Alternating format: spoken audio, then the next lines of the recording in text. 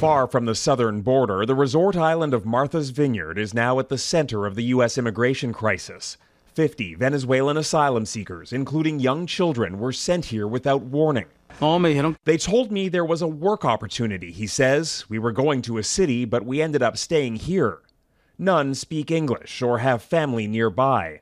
They say they were tricked into boarding planes in Texas, jets chartered by Florida's Republican governor, Ron DeSantis. They were promised jobs and they were promised immigration papers. The Republican governor of Texas has used the same tactics, this week busing more than 100 migrants to the Washington home of the vice president without food or proper clothing. What they're doing is simply wrong. It's un-American. It's reckless. So far this year, more than 13,000 asylum seekers have been sent from southern states to Washington, Chicago, and New York. Shelters are nearing the breaking point. We are not a sanctuary state, and it's better to be able to go to a sanctuary jurisdiction. And yes, we will help facilitate that transport for you. Opponents accuse the governors of using vulnerable refugees as political pawns.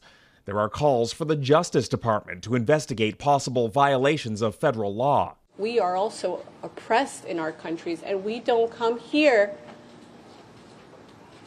to be oppressed again, to be trafficked again.